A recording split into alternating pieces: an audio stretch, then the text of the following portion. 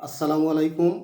আমি মোহাম্মদ খায়রুল ইসলাম, সহকারী শিক্ষক, HM institution school and college, Karutia, Tangail. প্রিয় শিক্ষার্থীরা, অনলাইন ক্লাস থেকে তোমাদের স্বাগত জানাচ্ছি। আজ আমি নবম ও দশম শ্রেণীর বাংলা ব্যাকরণ বই থেকে বাংলা ব্যাকরণের একই শব্দের বিভিন্ন অর্থ বোঝায় এই প্রসঙ্গে একটা ক্লাস নেব। প্রিয় শিক্ষার্থীরা, বাংলা ভাষায় অনেকগুলো শব্দ রয়েছে যেগুলো একটি শব্দ একাধিক অর্থ হিসাবে ব্যবহৃত হয়, ওটা বাক্য অনুসারে অর্থ ভিন্ন হয়। আমরা সেই বিষয়ে আলোচনা করব। আমরা আমাদের নবম ও দশম শ্রেণীর বাংলা ভাষার ব্যাকরণ বইয়ের পৃষ্ঠা 188 বিভিন্নার্থক শব্দ আমরা ফলো করি। যেমন প্রথমে আছে অঙ্ক। সংখ্যা অর্থে ব্যবহৃত হচ্ছে, বাক্যের ভিতর টাকার অঙ্ক কত হবে। এই অঙ্কই আঁক অর্থে ব্যবহৃত হয়, যেমন অঙ্কটা কষ, অর্থাৎ অঙ্কটি করো। চিহ্ন, পদাঙ্ক, পদচিহ্ন অনুসরণ করো, অর্থাৎ আমরা কাউকে যদি অনুসরণ করি সেটা হচ্ছে পদাঙ্ক। তারপর কোল, শিশুকন্যাটিকে অঙ্কে নিয়ে জননী আদর করছেন। তাহলে এইখানে অঙ্ক, এটা হচ্ছে কোল অর্থে ব্যবহার হয়েছে। এখানে আমরা এই অঙ্ক বলতে গণিতকে বোঝাচ্ছি না, এখানে বোঝাচ্ছিল আমরা যে কোল বলি, কোল, কোর। 5 নাটকের প্রধান পরিচ্ছেদ। এই নাটকের ষষ্ঠ অঙ্কের প্রথম দৃশ্যটি খুব করুণ। আমাদের নাটক, সিনেমা, এদের মধ্যে যে আমরা যে সিনারি বলি, দৃশ্য, একটা সিন শেষ হয়ে গেল বলি, তার ভিতর এখানে যে দৃশ্যটা হয় ওইটাই হচ্ছে একটা অঙ্ক, এটা খুব করুণ। আমরা অঙ্ক বিষয় জানলাম। অঙ্ক বিষয় সংখ্যা, আঁকো, চিহ্ন, কোল, নাটকের প্রধান পরিচ্ছেদ অর্থে ব্যবহৃত হচ্ছে। এখন আমরা এই অচল শব্দ, এই অচল শব্দ একটা, কিন্তু এক এক বাক্যে এক এক অর্থ হিসাবে ব্যবহৃত হয়। যেমন গতিহীন, শরীর অচল হয়ে পড়েছে, মানে অসুস্থ হয়ে পড়েছে, দুর্বল হয়ে পড়েছে, এই অর্থে অচল।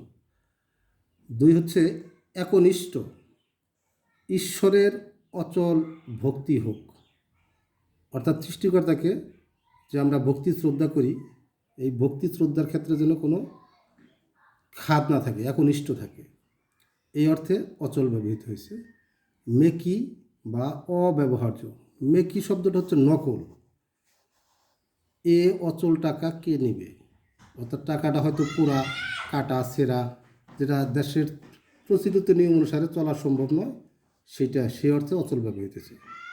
অপ্রচলিত, 1000 টাকার এই নোটটি অচল, মনে করা যায় যে জাল নোট আর কি, এটা হচ্ছে জাল, অর্থাৎ 2 নম্বর। আর আগেরটা হচ্ছে টাকা ঠিক আছে, কিন্তু টাকাটা হয়তো যে জিনিস পূর্ণাঙ্গ না থাকলে টাকা চলেন সেটা। অচল, নির্বাহ করা বা কঠিন, অর্থের অভাবে সংসার অচল হয়ে গেছে, এটা সংসার পরিচালনার ক্ষেত্রে এই অচল শব্দ ব্যবহার হচ্ছে। পর্বত, উচল বলিয়া অচলে বারুণী, পরিণু অগাধ জলে। এখানে পর্বত বলতে বোঝাচ্ছে হলো বড় কোনো কিছু, উঁচু কোনো জিনিসকে। শিক্ষার্থীরা, আমরা একই শব্দের বিভিন্ন অর্থ, অর্থাৎ বাক্য বুঝে বাক্যের ভিতরে ওই শব্দটা কী অর্থে ব্যবহার করছে সেটাই বড় কথা। আমরা এই পড়াগুলোর মাধ্যমে আমরা যে বিষয় সম্বন্ধে অবগত হব তা হলো যে একটি শব্দ এক এক বাক্যে এক এক ধরনের অর্থ প্রকাশ করে। আমরা অঙ্ক বলতে এই পড়ার আগ পর্যন্ত যারা এগুলো পড়ি নাই তারা মনে করছে অঙ্ক বলতে একটা গণিত সাবজেক্ট, আর বেশি কিছু না। আর অচল বলতে কি, অচল বলতে কানা, খোরা, ন্যাংরা, তুরিয়া থেকে বোঝাইছে, কিন্তু এই অচল একাধিক অর্থে। আমরা পাঠ্য বইয়ের মধ্যে 7টা দেওয়া আছে, আমরা 7টা বিষয় আলোচনা করব।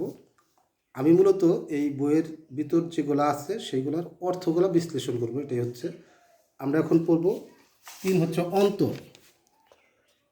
অন্তর মন, অন্তর মম বিকশিত করো, অর্থাৎ মনটাকে প্রস্ফুটিত করো। আর একটা হচ্ছে অন্য, তিনি দেশান্তর গিয়েছেন। দেশান্তর, এখানে একটা অন্তর কাজ করতেছে। এই অন্তর কিন্তু মনের ভিতর অন্তর না, এই অন্তর হচ্ছে বাহির, দেশের বাহিরে চলে গেছে। 3 ব্যবধান বা পার্থক্য, এখান থেকে 1 ঘন্টা অন্তর বাস ছাড়ে। যেমন আমরা গাজীপুর থেকে টাঙ্গাইল, অর্থাৎ টাঙ্গাইল থেকে যে গাজীপুরের গাড়িগুলো যায় আমরা জানি যে 12 মিনিট পর পর যায়। এই যে 12 মিনিট পর আরেকটা গাড়ি যায়, এই দুইটার মাঝখানে যে অবস্থানটা, এটি হচ্ছে অন্তর। এখানে এই অন্তর বলতে মন না, এখানে অন্তর বলতে হৃদয় না, পার্থক্য। আত্মীয়, অন্তর মম বিকশিত করো অন্তর তরহে, মানে আত্মীয় স্বজনের মধ্যে সম্পর্কটা আরও ভালো করো, এই অর্থে ব্যবহার হয়েছে। এখন আমরা পড়ব 4 কুটো। কূট, 1 হচ্ছে কুটিল অর্থে, তার কুটো বুদ্ধির সঙ্গে পারবে কেন। আমাদের মানুষের মধ্যে অনেক লোক আছে তারা কৌশলে কাজ করে। যেমন একটা প্রশ্ন আমরা ধরতে পারি যে তোমার ঘড়িতে কখন 6টা 1 মিনিট বাজে।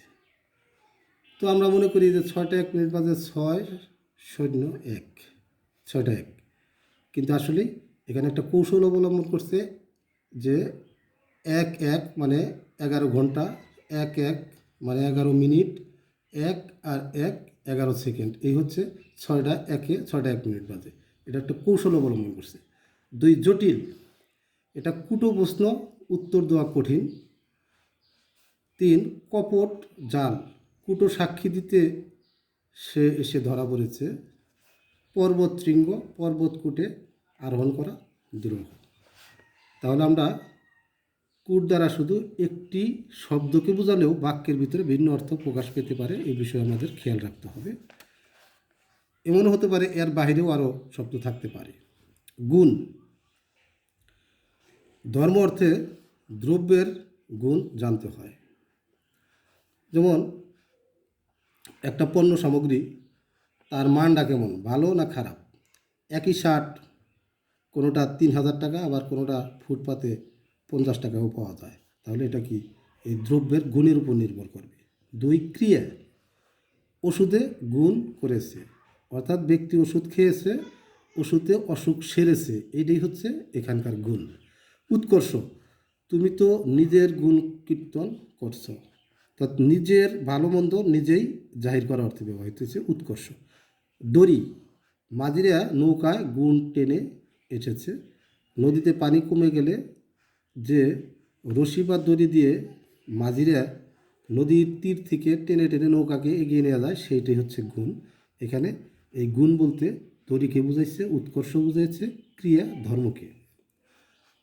6 ধর্ম, সৎ কাজ পূর্ণ কাজ, অহিংসা পরম ধর্ম, অর্থাৎ হিংসা না করাটাই হলো আসল ধর্ম।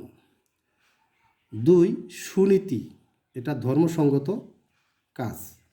নীতি, অর্থাৎ যার ভালো কাজ করে, কথা দিয়ে কথা রাখে, কোনো নীতির ভিতরে অন্যায় কাজ করে না, সেটাই হচ্ছে সুনীতি। সম্প্রদায় বিশেষের উপাসনা পদ্ধতি ইত্যাদি, প্রত্যেক ধর্মেই মানুষের চরিত্রকে উন্নত করে। ধর্ম।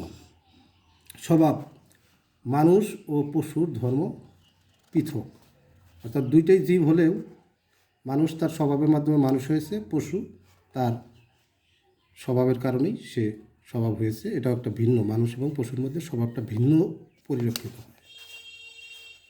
7 পক্ষ, দল অর্থে পক্ষ, তুমি কোন পক্ষে, অর্থাৎ যদি খেলা হয় তুমি কি আবাহনীর পক্ষে না মোহামেডানের পক্ষে, 2 ভাগে বিভক্ত অর্থে বোঝাইছে।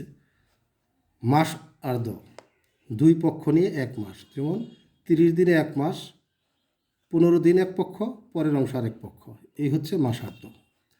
চাঁদের ক্ষয় বা বৃদ্ধি কাল, এখন শুক্লপক্ষ, অর্থাৎ চাঁদ যদি 30 হয় বা 29 হয়, আমরা জানি যে প্রথম যখন চন্দ্র উদিত হয় ধীরে ধীরে ধীরে ধীরে ক্রমান্বয়ে একদিন যায় আর বৃদ্ধি হয়, এরপর পূর্ণিমা হয়।